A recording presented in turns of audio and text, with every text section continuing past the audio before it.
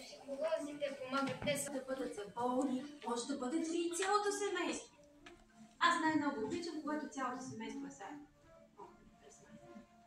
Тогава е най-забавно, защото карам татковците да се търкалят по земята, а майките да се катерят по стените.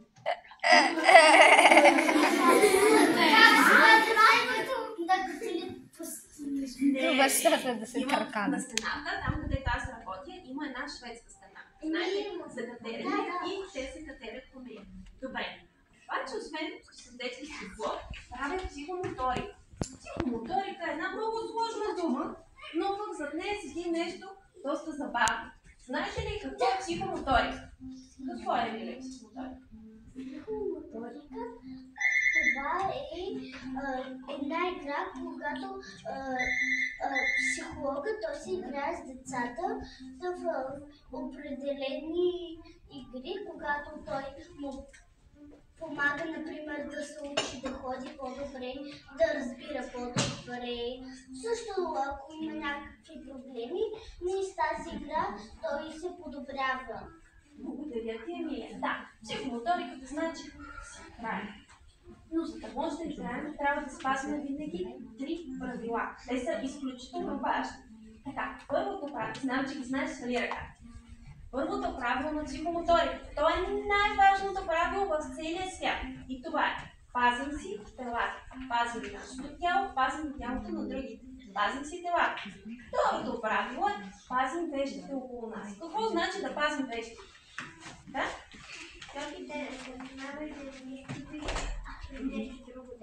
Точно така. Не ги късаме и не ги чупим. Така като се оглеждам тук наоколо, освен да внимаваме да ни щупим пода и да не скъсаме предета, май всичко друго е наред. Добре, ще се постараем да не щупим пода и да не късаме предета. Добре? И третото правило, аз най-много си го обичам, то е да казваме когато искаме нещо. Знаете ли, на децата искат много неща. Повечето случаи искат играчки, сладолед, пица. Обаче понякога не искат да си играят с други деца. И когато искат да си играят, много често забравят да кажат на другите деца. Забравят да кажат: моля, искаш ли да играеш с мен? Или пък изчакай ме, не съм свършил. Заради това третото ни правило е: говорим и казваме с думи, когато искаме нещо.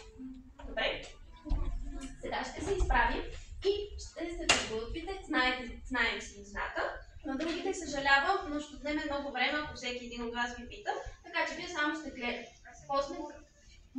Тимур съм. Здравей, Тимур. Така, ще не отнеме много време, ако ви питам всеки един от вас какво обича да играе, как се казва. Ще ви питам накрая, ако остане време. Ставаме. 10.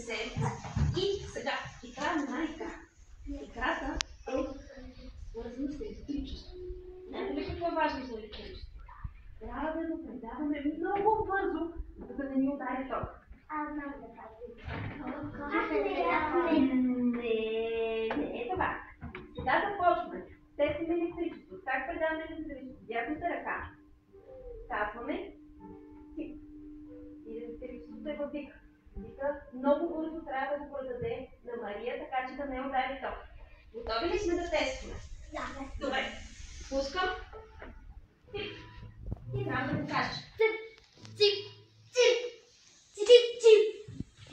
Не бъркайте ръцете, важни са. Така, посочваме само с дясната ръка. Втория.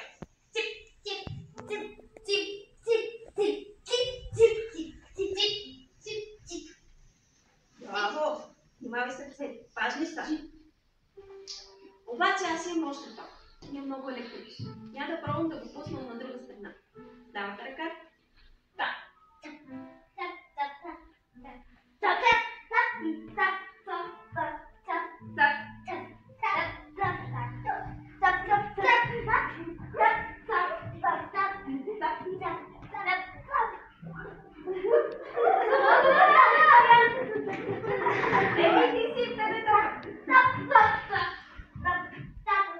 Супер!